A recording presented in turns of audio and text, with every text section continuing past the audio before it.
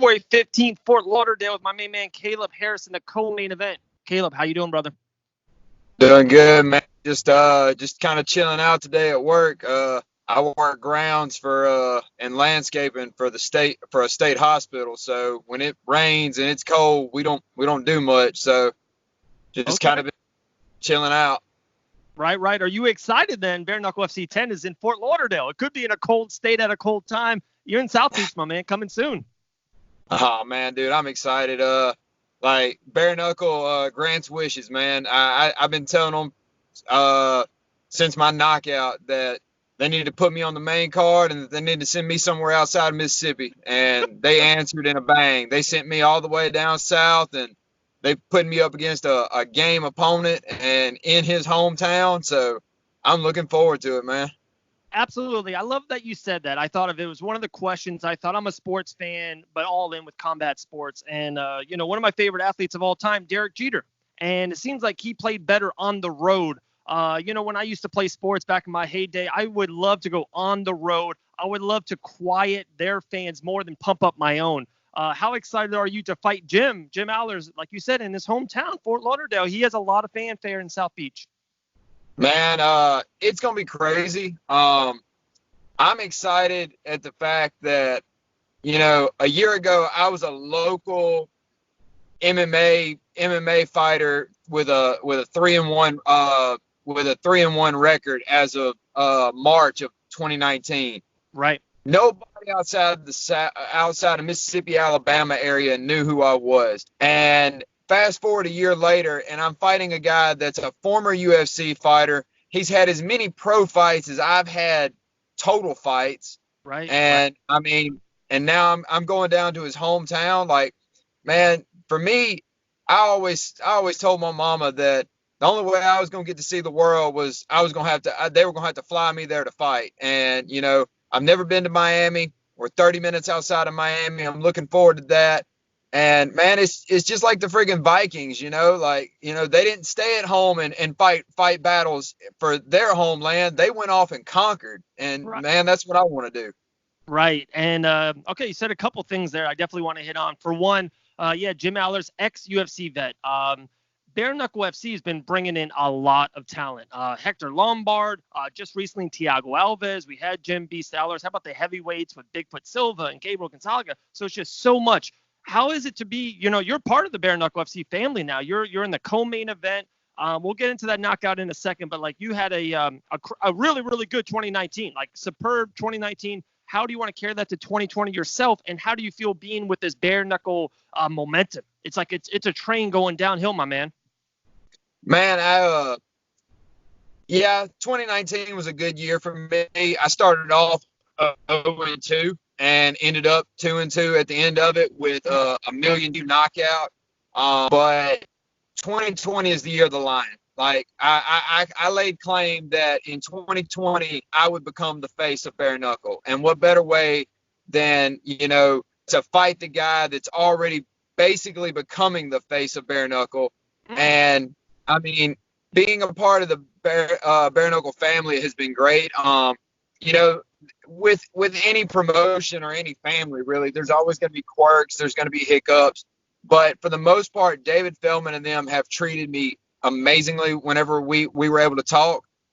They've took care of me as far as getting ready to travel, because I told them from the get-go, guys, I've been local. Like, I've never had to fly for a fight. I've never had to fly in for anything.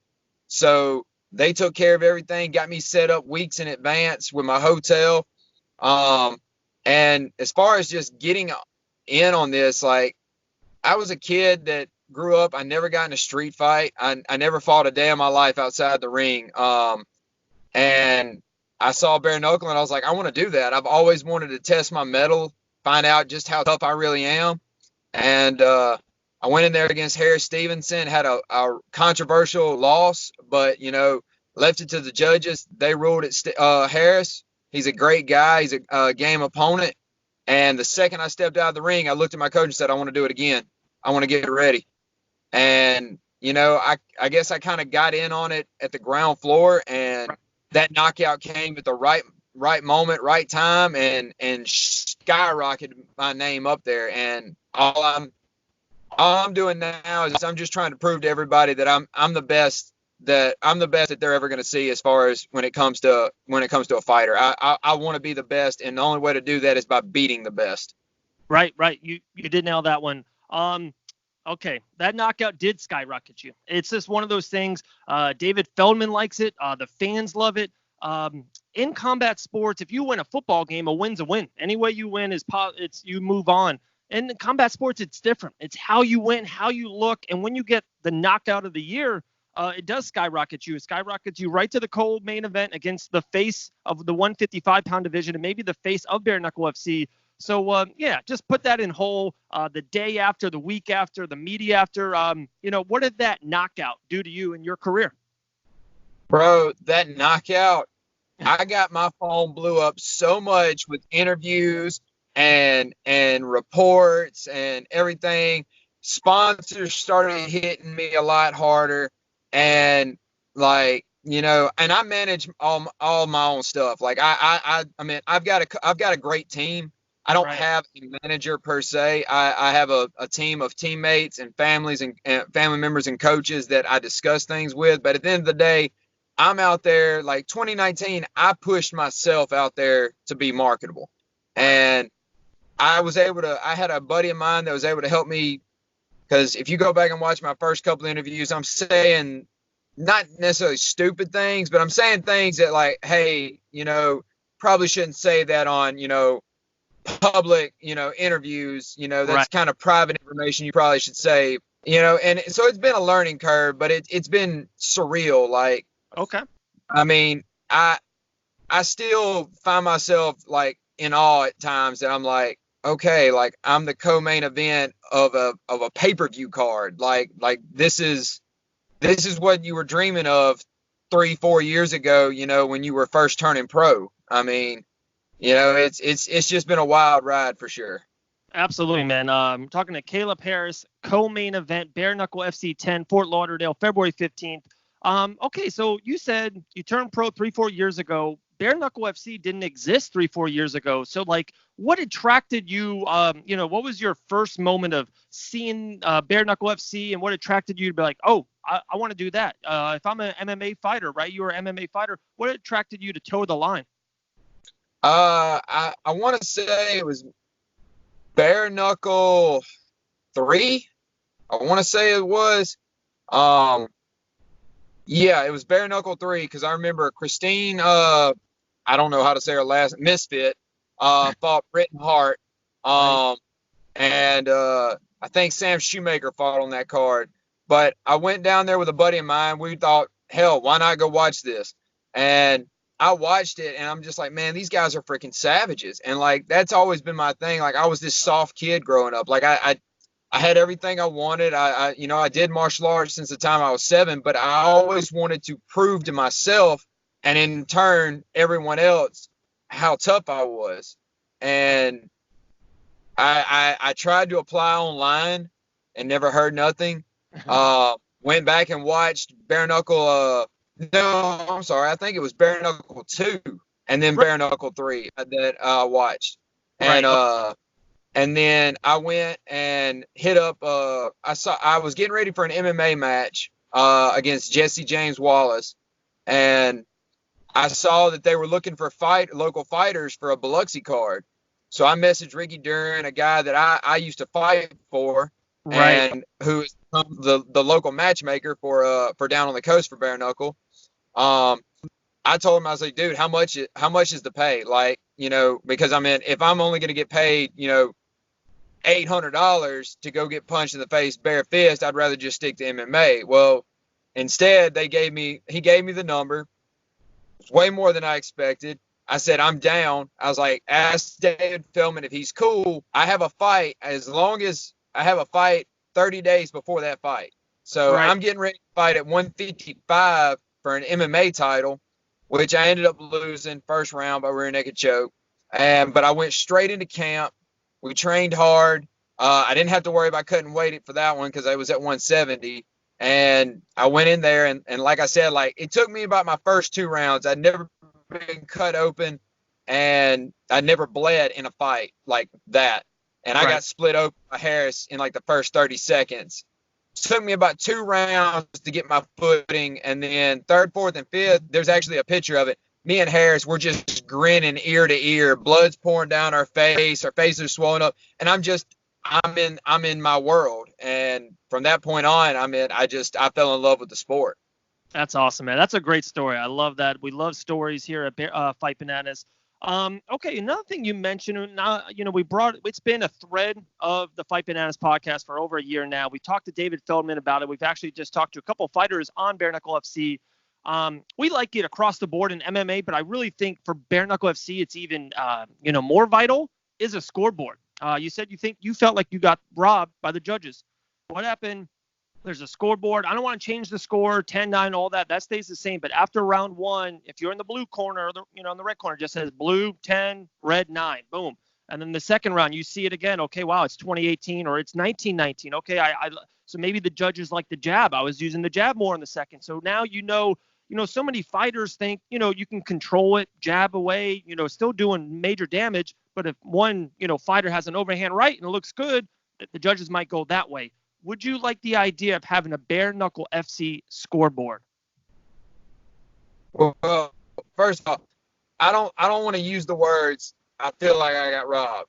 Okay. I'll never in my life tell somebody Harris won that fight fair and square. I see moments where it could have gone either way. I agree with the split decision, and in my opinion, if you're somebody that's going to argue over a split decision, win or lose, then you should have never left it to the judges. Right. So just so that's out there. And as far as the scoreboard goes, man, hell no. Like I say maybe have 5 judges like they were talking about at one point instead of 3, and have odd number and keep the odd number rounds. But no, because then you're going to have guys that are going to come in there and they're going to point each other. They're going to try to point their way to the top.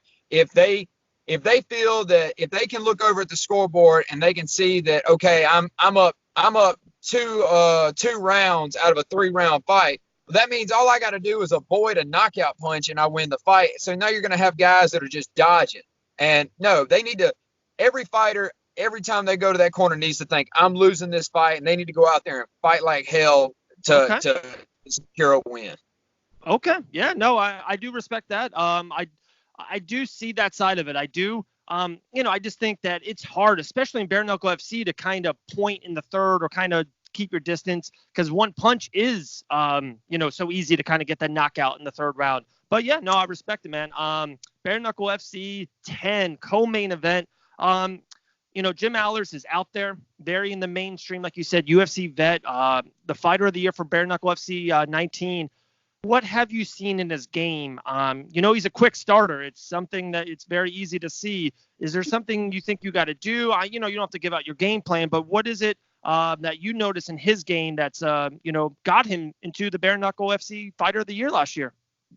Man, it's honestly, me and Jim fight a lot alike. I mean, our attitudes towards the fight game is a lot alike. I guess I should say.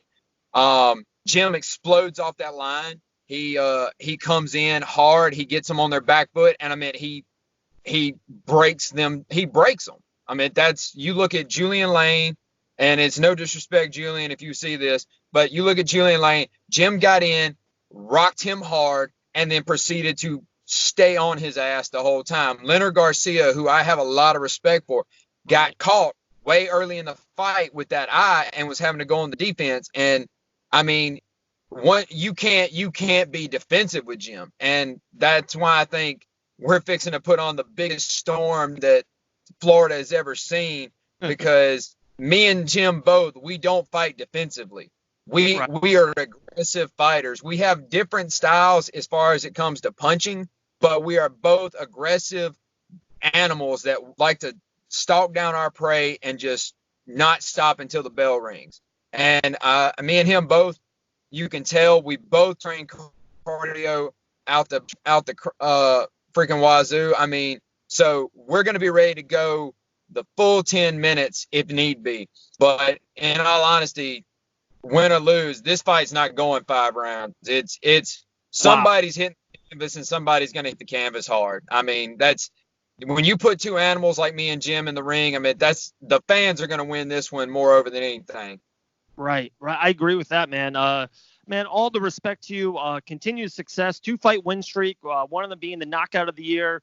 If you had one last thing, say to all the listeners, the Fight Bananas community, it's on pay-per-view. What would you say to everyone listening? What's that one thing you want to get through this message? What would you like to say?